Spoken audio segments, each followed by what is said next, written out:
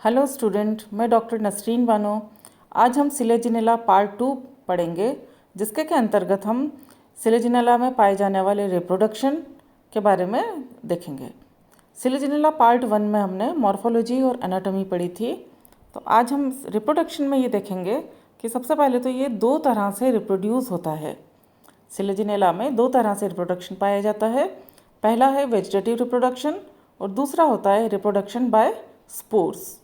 तो पहला vegetative reproduction कायिक जनन। कायिक जनन इसकी कुछ स्पीशीज़ में मिलता है, जिसमें कि पहला हम देखेंगे फ्रेगमेंटेशन या विखंडन के द्वारा।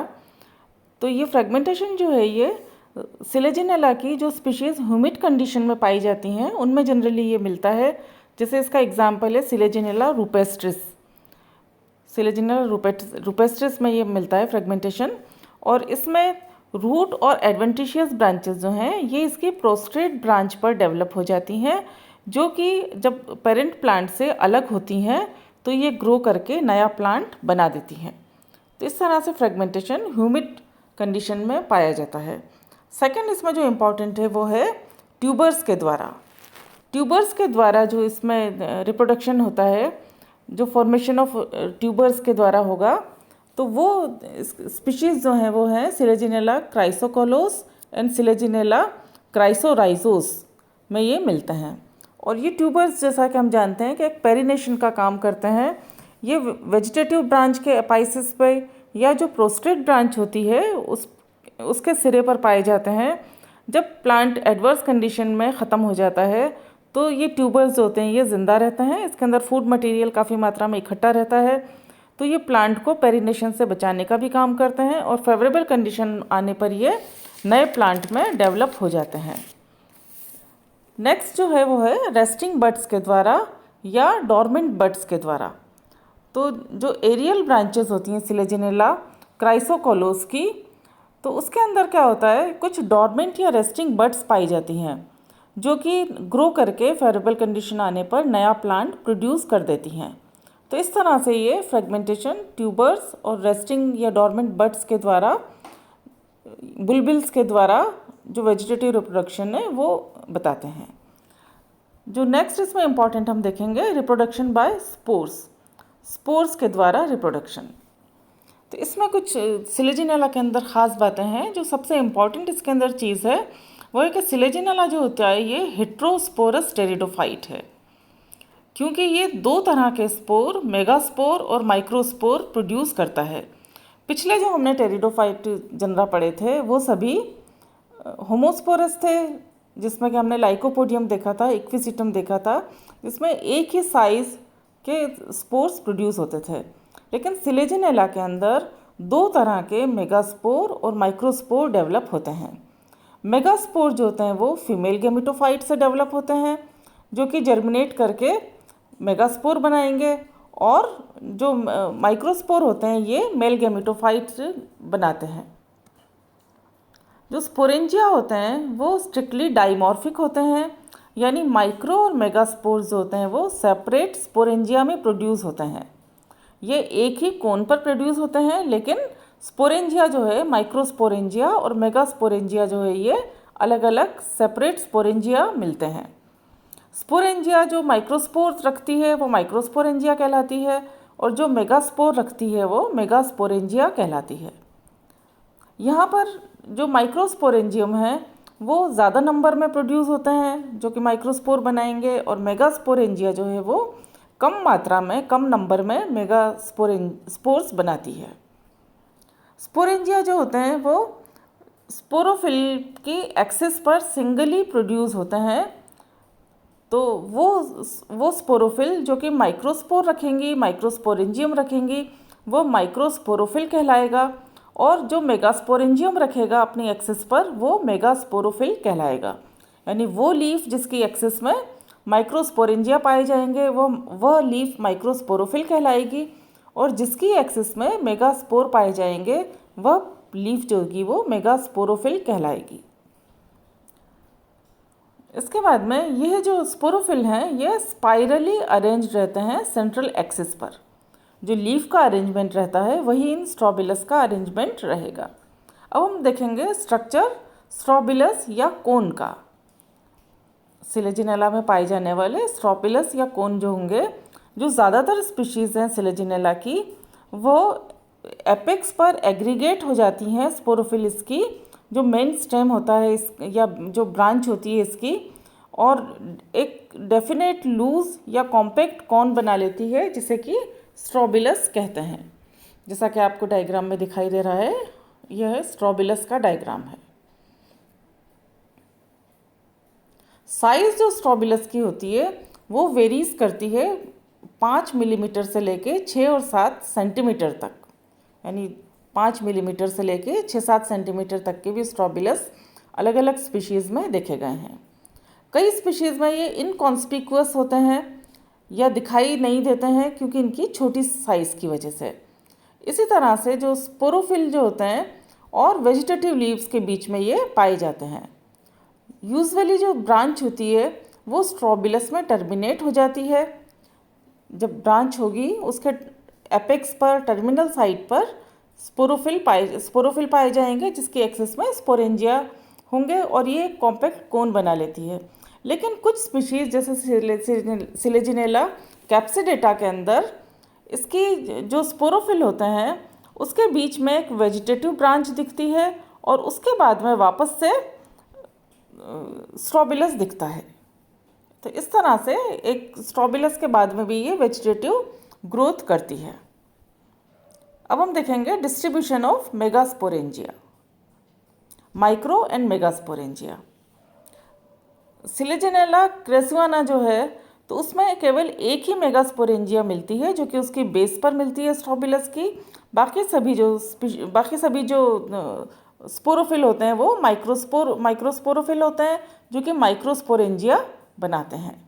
क्रेसियाना में केवल एक मेगास्पोर दिखता है, लेकिन दूसरी स्पीशीज़ जो हैं इसकी, जैसे सिलेजिनेला इन इक्विलीफोलिया, इसके अंदर एक साइड जो स्ट्रोबिलस की होती है वो मेगास्पोरेंजिया रखती है, जबकि दूसरी साइड जो होती है वो माइक्रोस्पोरेंजिया रखती है। तो इस तरह से इसकी उसमें डिफरेंस दिखता है। नेक्स्ट हम देखेंगे इसके अंदर, जैसा कि हम डायग्राम देखेंगे इसका, तो इसमें आप देखिए कि एक ही केवल मेगास्पोरोफिल है, मेगास्पोरेंजिया है जो कि मेगास्पोर बना रही है, अदर सभी ये माइक्रोस्पोरेंजिया हैं। और यहाँ आप देखेंगे एक साइड ये पूरी मेगास्पोर की है, मेगास्पोरेंजिया की है, और ये अदर साइड जो है ये माइक्रोस्पोरेंजिया की है।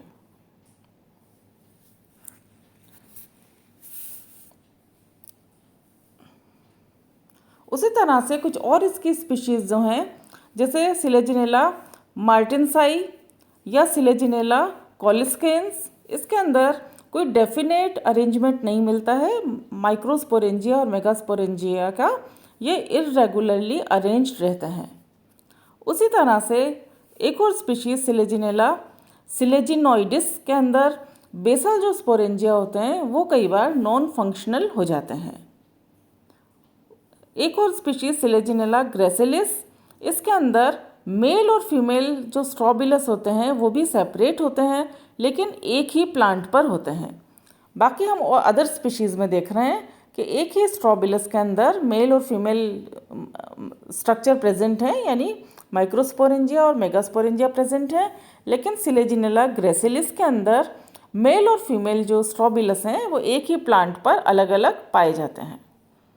अब नेक्स्ट हम देखेंगे development of sporangium. In sporangium का डेवलपमेंट कैसे होता है। जो इनिशियल स्टेज होती है डेवलपमेंट की माइक्रो और मेगास्पोरेंजियम की, वो एक ही होती है। Both develop from the transverse row of similar cells, that is the development is eusporangiate type. यानी यहाँ पे जो डेवलपमेंट है स्पोरेंजिया का वो ग्रुप ऑफ सेल्स के द्वारा होता है या मोर देन वन सेल के द्वारा होता है। तो ये जो रिप्रोडक्शन, ये जो डेवलपमेंट है स्पोरेंजियम का, ये यू स्पोरेंजिया टाइप का है। यहाँ हम डायग्राम में देख रहे हैं कि कई सेल्स जो हैं वो मिलके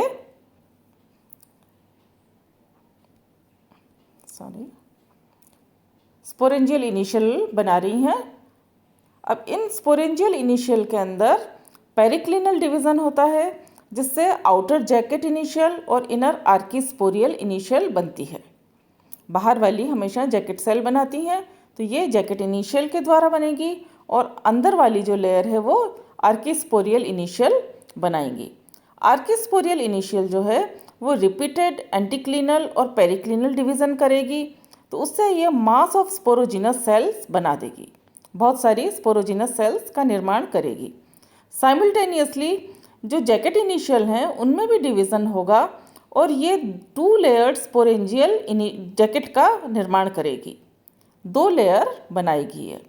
जो आउटर मोस्ट लेयर है इसकी, जो आउटर मोस्ट लेयर है स्पोरोजिनस टिश्यू की, जो कि एडजेसेंट इनर वॉल लेयर से है, तो वो एक न्यूट्रिटिव लेयर बना लेगी जो कि टेप्टम कहलाती है। जैसा कि हम जानते हैं टेप्टम का काम जो होता है वो जब स्पोर मैच्योर होते हैं, स्पोर बनते हैं, तो उनको न्यूट्रिशन प्रोवाइड करना होता है। और जो लास्ट जनरेशन है स्पोरोजिनस सेल्स, वो स्पोर मदर सेल का काम करती हैं। अब यहाँ तक तो डिवीज़न जो होता है माइक्रोस्पोरेंजिया मेगास्पोरेंजिया का एक ही तरह का होता है, लेकिन माइक्रोस्पोरेंजिया और मेगास्पोरेंजिया जो है नेक्स्ट डेवलपमेंट में डिफरेंट हो जाती हैं। तो फर्दर डेवलपमेंट ऑफ माइक्रोस्पोरेंजियम हम देखेंगे और मेगास्पोरेंजियम भी देखेंगे। जो माइक्रोस्पोरेंजियम है वो 80 to 90% स्पोर मदर सेल्स जो होते हैं वो फंक्शनल होते हैं और ये माइक्रोस्पोर मदर सेल का काम करते हैं। यानी ज़्यादातर इसमें जो माइक्रोस्पोरेंजियम के अंदर 80 to 90% spore mother cell functional रहती हैं।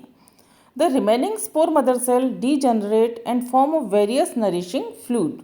बाकी की कुछ जो हैं 80 to 90 के बाद की जो बची हुई हैं, तो वो डीजनरेट होकर नरिशिंग फ्लूइड का निर्माण करती हैं। फंक्शनल माइक्रोस्पोर मदर सेल जो है वो फिर मियोसिस करेगी और वो हैप्लॉइड माइक्रोस्पोर बनाएगी which are arranged in tetrahedral tetrad.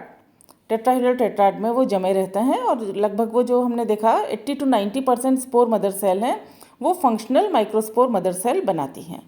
जबकि हम दूसरा देखेंगे कि फर्दर डेवलपमेंट ऑफ मेगास्पोरेंजियम जो है, इसके अंदर मेगास्पोरेंजियम जो हैं all mother cells but 1 degenerate, यानी सारी जो मेगास्पोर मदर सेल्स हैं वो डीजनरेट हो जाएंगी केवल एक को छोड़कर। The functional spore mother cell behave as megaspore mother cell, और एक जो फंक्शनल स्पोर मदर सेल बना है तो वह मेगास्पोर मदर सेल का काम करता है। अब इसके अंदर मियोसिस होगा और इसमें भी 4 टेट्राहेड्रल अरेंजमेंट रहेगा हैप्लॉइड मेगास्पोर्स का।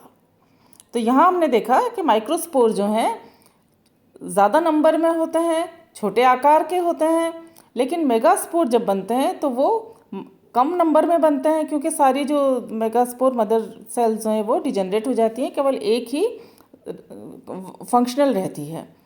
तो all the 4 megaspore derived from a megaspore mother cell may not always be functional. अभी एक मेगास्पोर मदर सेल से जो 4 टेट्राहेड्रल टेट्राड में स्पोर अरेंज रहते हैं तो वह भी सारे फंक्शनल नहीं होते हैं। जैसे सिलेजिनेला सेल कटा के अंदर केवल एक रहता है, लेकिन रुपेस्ट्रिस के अंदर 2 मेगास्पोर्स होते हैं वो फंक्शनल रहते हैं। अलग अलग स्पीशीज़ में इनका अलग अलग नंबर रहता है फंक्शनल होने का। Sometimes more than 1 megaspore mother cell in a megasporangium, and in such cases megasporangium has 8 or more megaspores। कभी कभी वो किसी स्पीशीज़ में ज़्यादा भी देखे गए हैं। तो ये मेगास्पोर्स जो हैं ये मच लार्जर रहते हैं माइक्रोस्पोर से, और जो एक्सप्रेशन होता है मेलनेस और फीमेलनेस का वो जेनेटिकली डिटरमाइंड नहीं है। It appear to be not genetically determined and it appears to be influenced by nutrition in which sporangium develop. जब स्पोरेंजियम को न्यूट्रिशन कम मिलता है, नंबर ज़्यादा होते हैं, तो वो छोटे आकार के हो जाते हैं, यानी वो मेल बन जाते हैं। और जब उनको न्यूट्रिशन पूरा मिलता है, क्योंकि वो नंबर में जब कम हैं, डिजनरेट हो गए हैं, तो वह बड़े आकार के बनते हैं, जबकि मेलनेस और फीमेलनेस इसकी जेनेटिकली डिटरमाइंड नहीं है। अब देखेंगे मैच्योर स्पोरेंजियम। मैच्योर स्पोरेंजियम जो होते हैं वह स्टॉक्ड स्ट्रक्चर होता है, 2 लेयर्ड होता है जिस पर स्पोरेंजियल जैकेट पाया जाता है। सेल्स जो आउटर जैकेट लेयर के होते हैं वो इलोंगेटेड होते हैं और वो क्लोरोप्लास्ट रखते हैं। Micro elongated and contains chloroplast.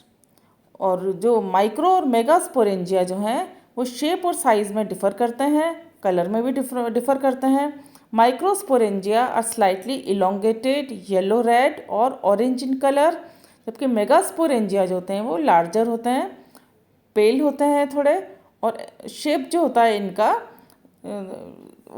4 कोने वाला होता है।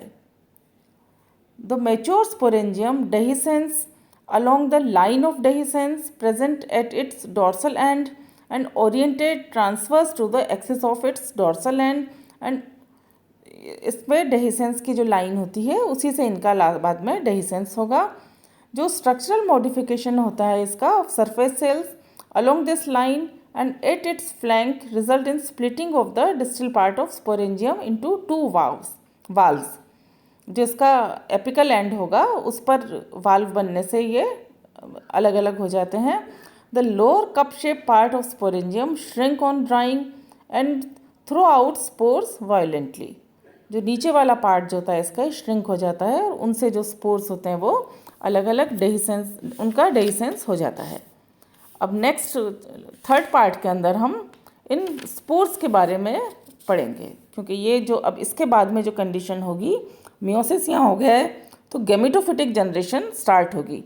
तो ये हम अब थर्ड पार्ट में पढ़ेंगे। Thank you.